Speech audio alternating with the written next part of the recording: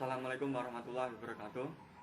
Nama saya Rizky Perdana Putra, kelas E dari kelompok 2. Dengan nomor NIM 125-060-30-1111-036. Di sini saya akan melanjutkan pembahasan tentang semikonduktor tipe N yang telah disampaikan oleh rekan saya, Reza.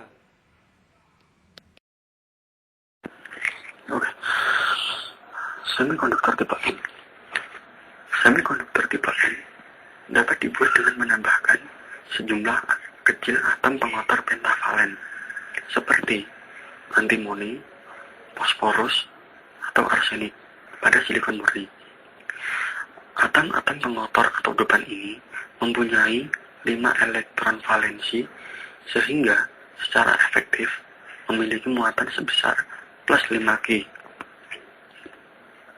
Saat sebuah atom pentavalen menempati posisi atom silikon dalam isi kristal, hanya 4 elektron valensi yang dapat membentuk ikatan kovalen lengkap. Dan tersisa sebuah elektron yang tidak berpasangan.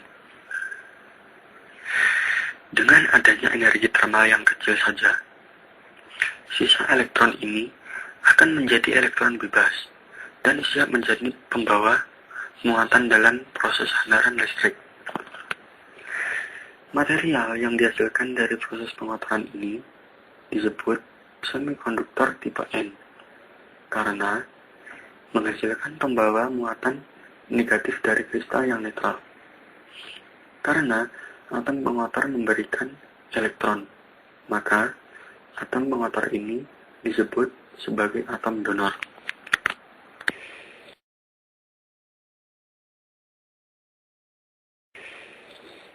Nah, berikut adalah struktur kisi-kisi kristal bahan silikon tipe N. Nah, di sini kami mengambil gambar atau mengambil atom antimoni dengan lambang Sb yang mempunyai valensi 5.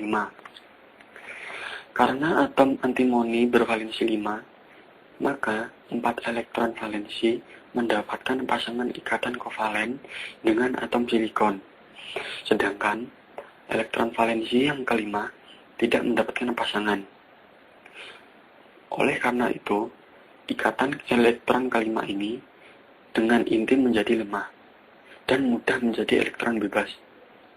Karena setiap atom depan ini menyumbang sebuah elektron, maka atom yang bervalensi 5 disebut atom donor.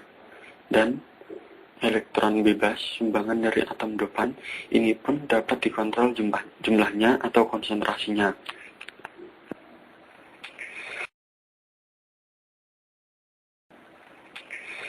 Elektron bebas sebagian besar terjadi karena doping atau penyuntikan, dan sebagian kecil lainnya bersama Hole karena generation akibat agitasi termal. Elektron bebas menjadi pembawa muatan mayoritas, sedangkan Hole sebagai pembawa muatan minoritas.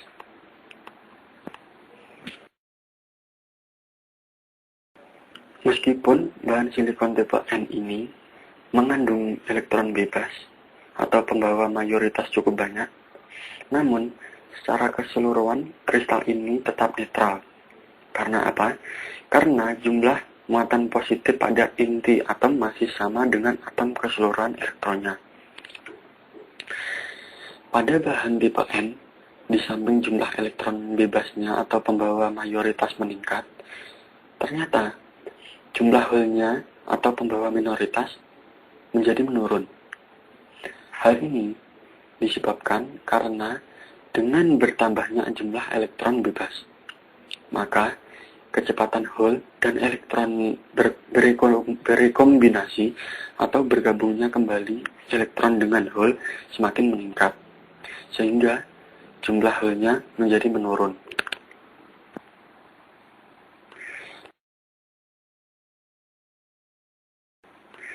Nah, berikut adalah level energi dari elektron bebas sumbangan atom donor. Atau dengan kata lain, diagram beta energi semikonduktor tipe N. Pada diagram tersebut, dapat kita lihat jarak antara pita konduksi dengan level energi donor sangat kecil, yaitu 0,05 elektron valensi untuk silikon dan 0,01 untuk germanium. Oleh karena itu, pada suhu ruang saja, maka semua elektron donor sudah bisa mencapai pita konduksi dan menjadi elektron bebas.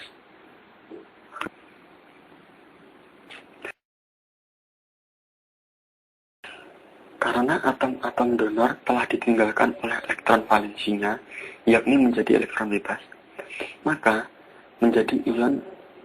ia menjadi ion yang bermuatan positif, sehingga digambarkan dengan tanda positif. Sedangkan elektron bebasnya menjadi pembawa mayoritas dan pembawa minoritasnya berupa hole.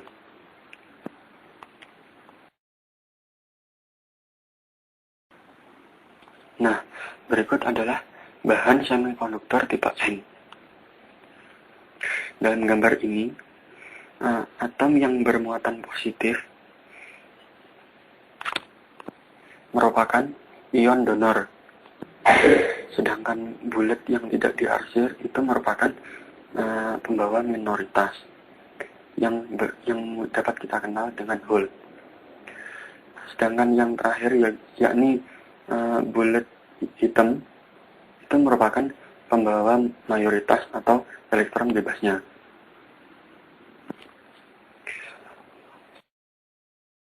Untuk selanjutnya, yakni pembahasan tentang semikonduktor tipe P.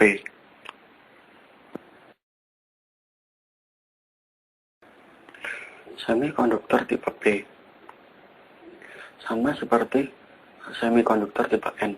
Semikonduktor tipe P dapat dibuat dengan menambahkan sejumlah kecil atom pengotor trivalen seperti aluminium, boron, gallium, atau indium pada semikonduktor murni, misalnya silikon murni.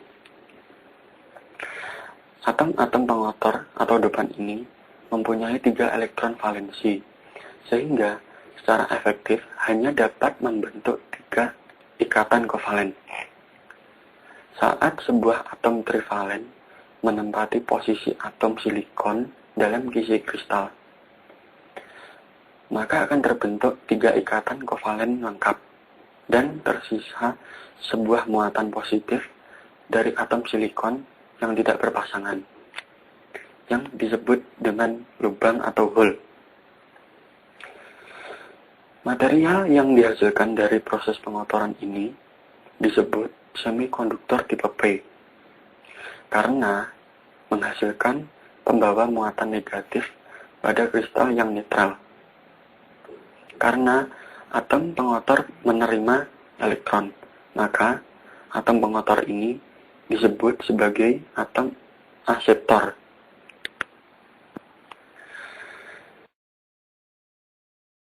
Apabila atom semikonduktor intrinsik yang bervalensi 4 didoping dengan atom yang bervalensi 3, maka pada pencampuran ini akan terjadi kekurangan elektron atau akan terdapat lubang atau hole.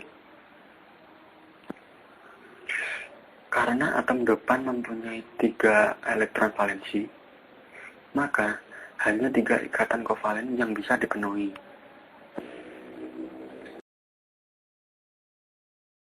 Sedangkan tempat yang seharusnya membentuk ikatan kovalen keempat menjadi kosong atau membentuk hole dan bisa ditempati oleh elektron valensi lain. Dengan demikian, sebuah atom bervalensi 3 akan menyumbangkan sebuah hole.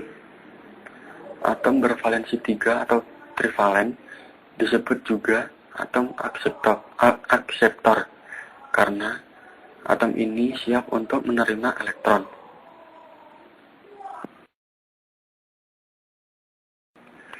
Berikut ini adalah diagram beta energi semikonduktor tipe P.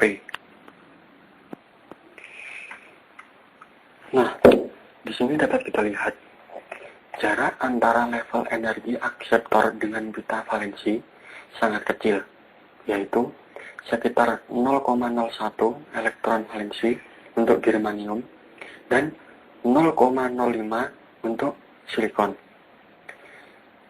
Dengan demikian, hanya dibutuhkan energi yang sangat kecil bagi elektron valensi untuk menempati hole di level energi akseptor. Oleh karena itu, pada suhu ruang banyak sekali jumlah hole di pita valensi yang merupakan pembawa muatan.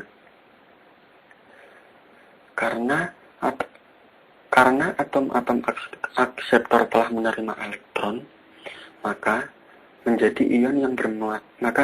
ia menjadi ion yang bermuatan negatif, sehingga digambarkan dengan tanda negatif. Pembawa mayoritas berupa hole dan pembawa minoritasnya berupa elektron. Oke, sekian dulu presentasi dari saya mengenai semikonduktor tipe N dan P. Atas perhatiannya, sampaikan terima kasih. Assalamualaikum warahmatullahi wabarakatuh.